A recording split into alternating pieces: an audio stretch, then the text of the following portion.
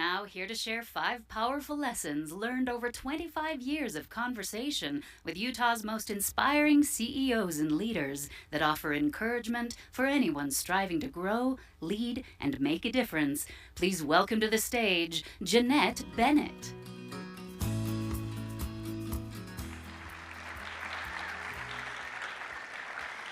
Good morning, good morning.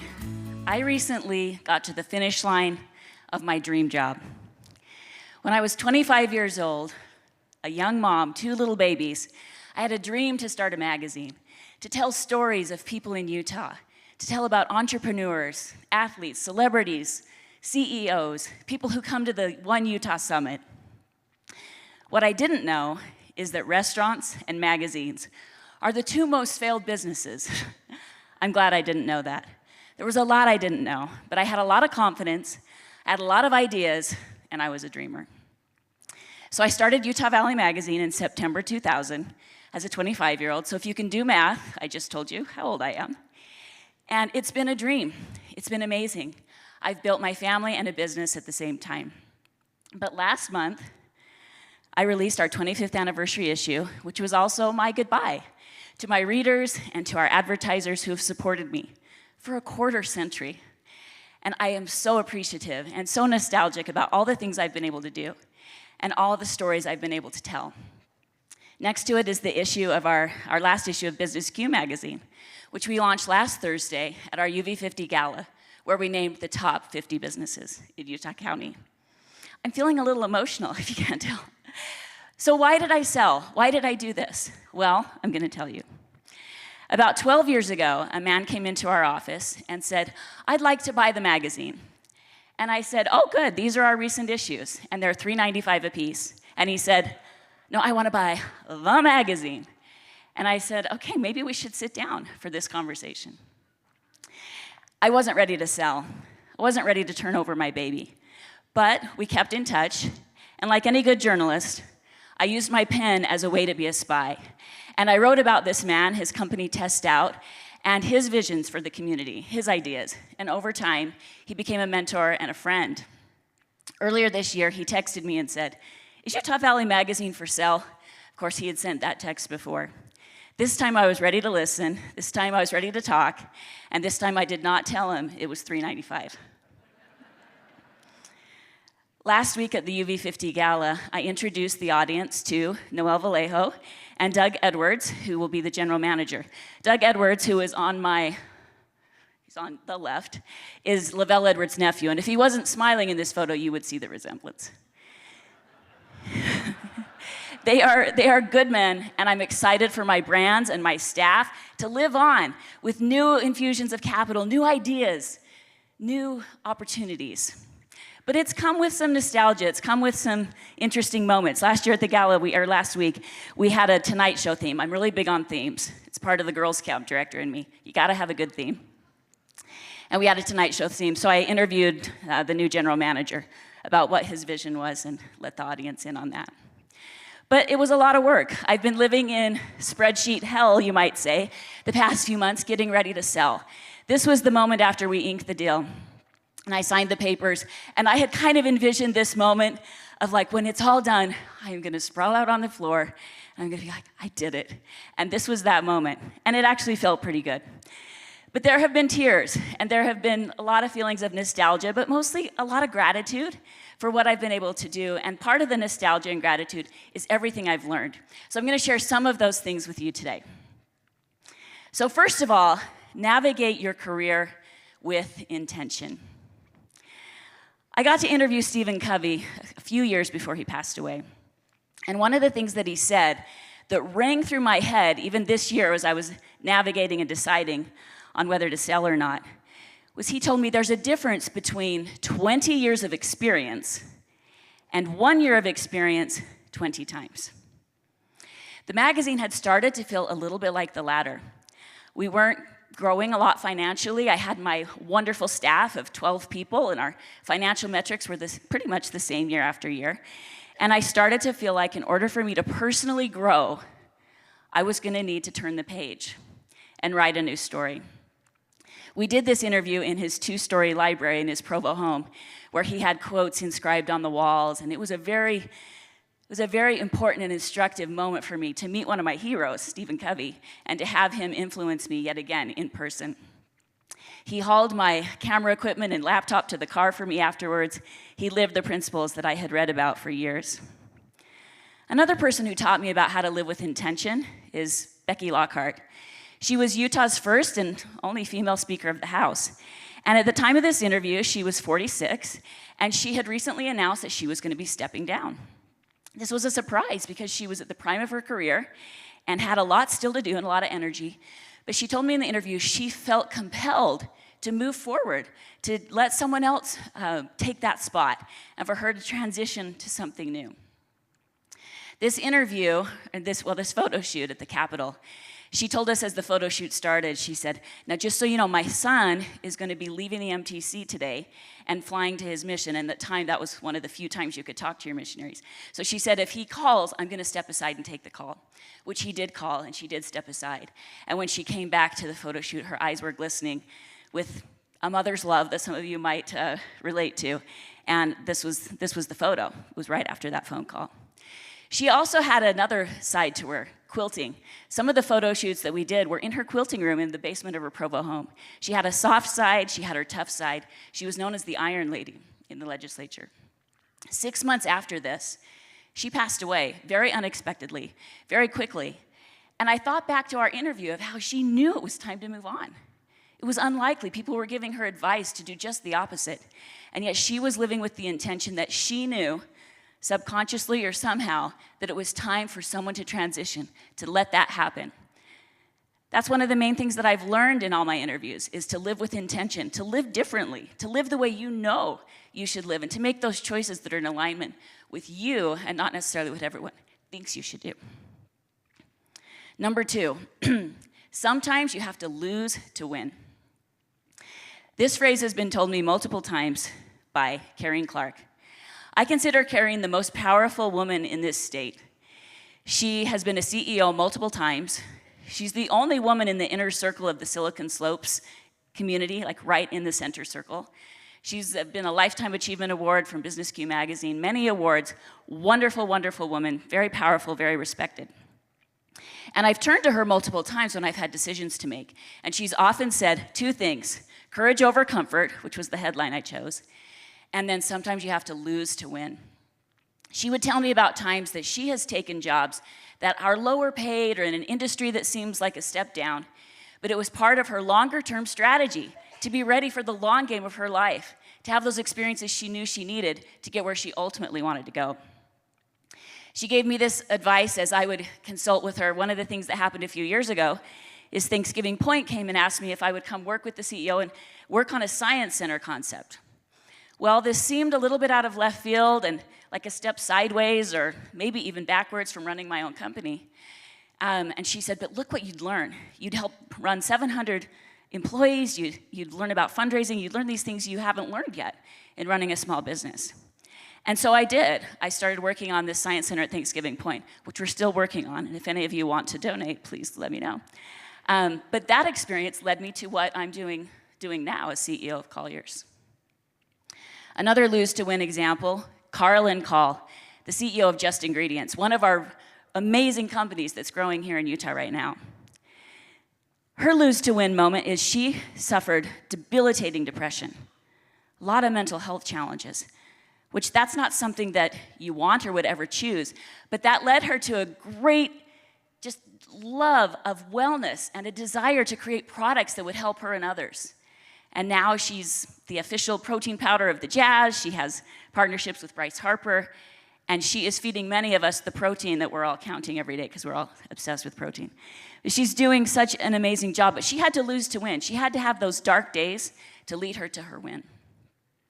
Another example, Shauna Smith, who's the CEO of Savory Fund right now, which is a company that grows restaurant brands.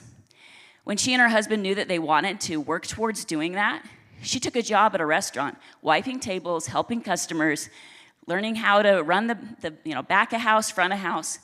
That was definitely a lose to win moment. And now she's the CEO of the company that grows Swig, Mobetta's, R&R, Just to annoy my kids, I call it more betters, just to be annoying.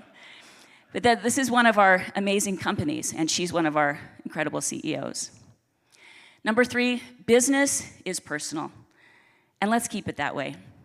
When I started my company 25 years ago, there were fewer women in CEO roles and at executive seats around the table.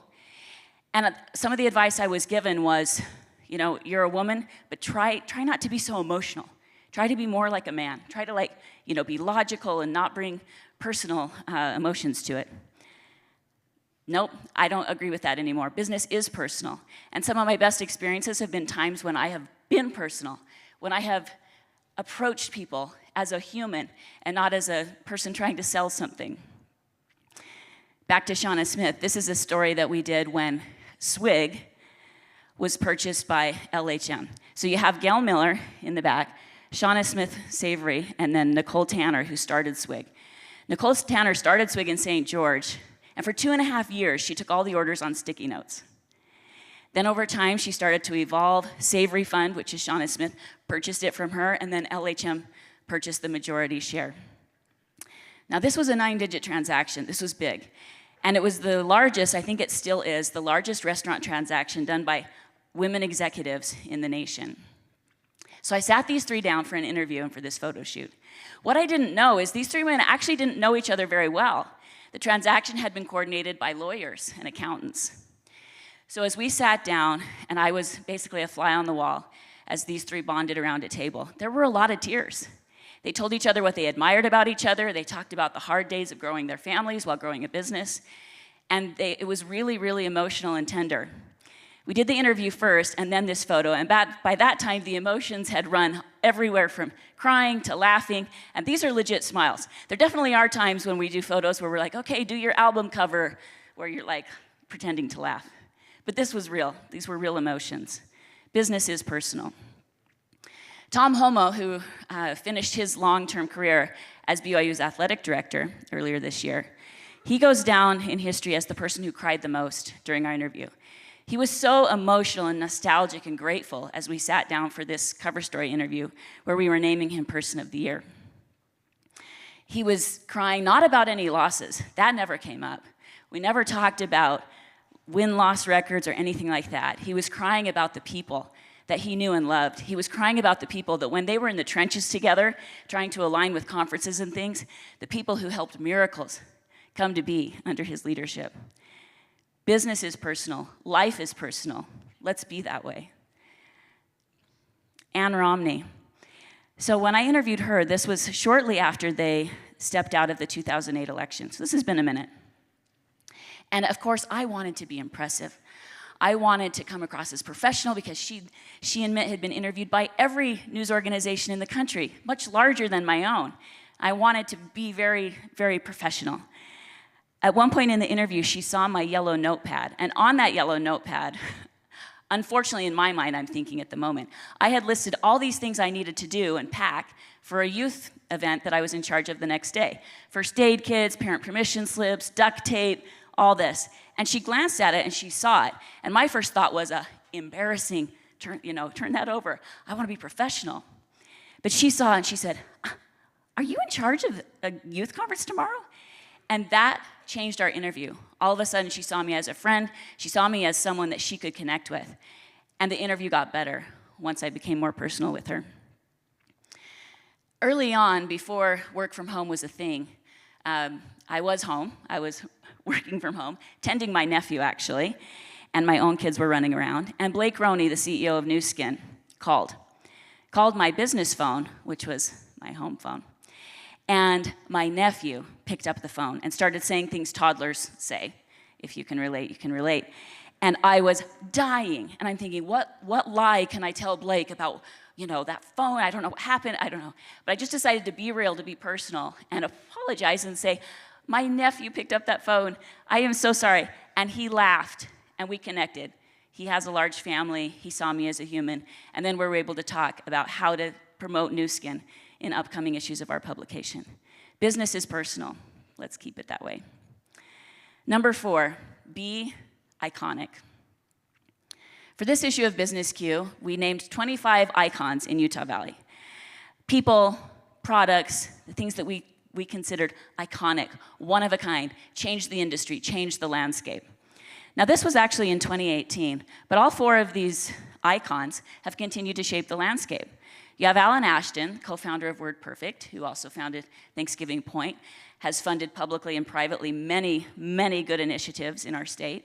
Then you have Ryan Smith, who at the time was growing Qualtrics, later sold it, purchased the Jazz. We all know the impact that he has had.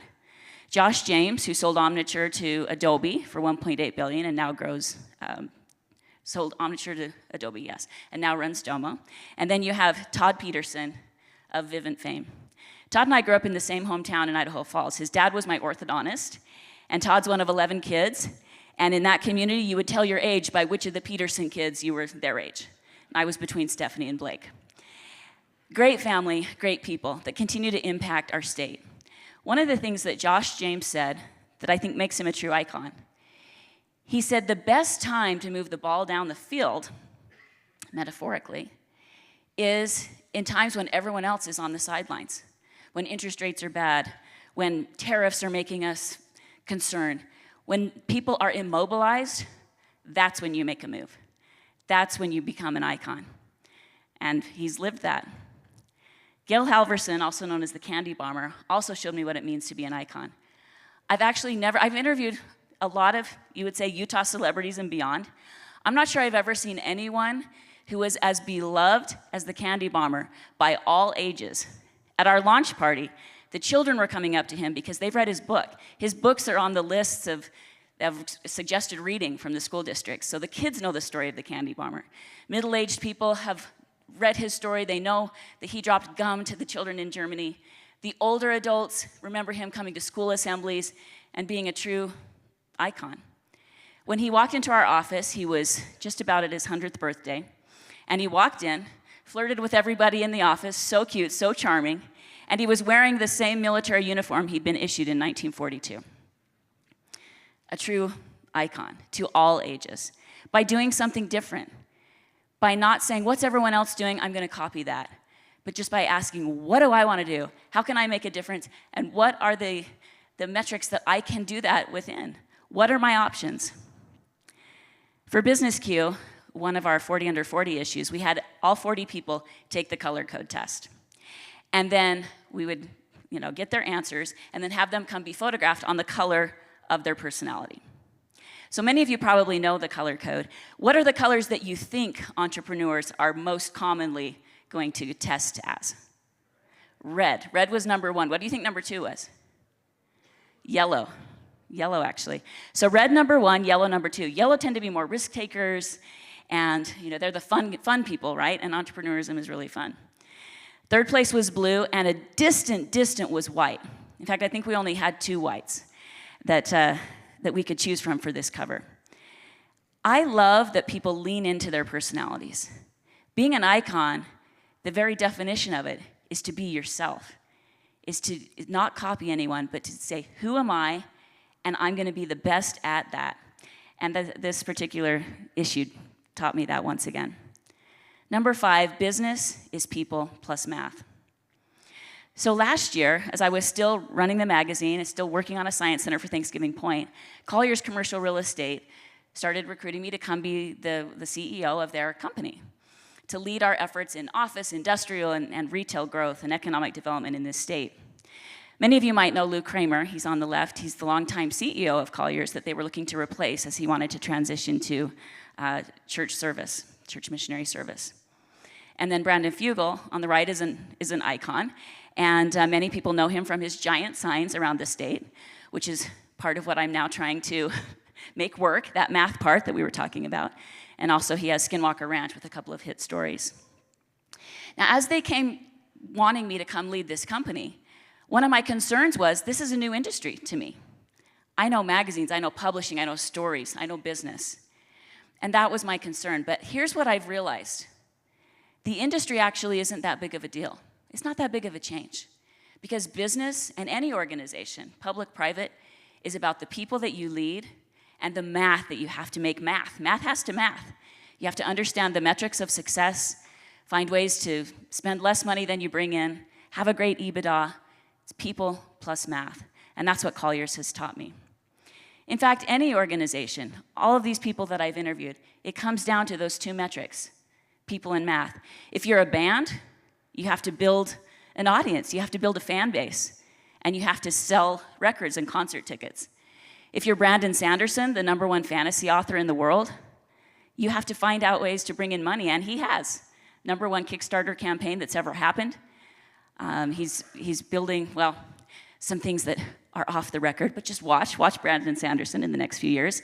He's doing some exciting things. Jess Toolson, who's in the pink suit, the CEO of Mixers, people and math. People and math. And Governor Cox has perhaps some of the most complicated math in the state that he leads for all of us.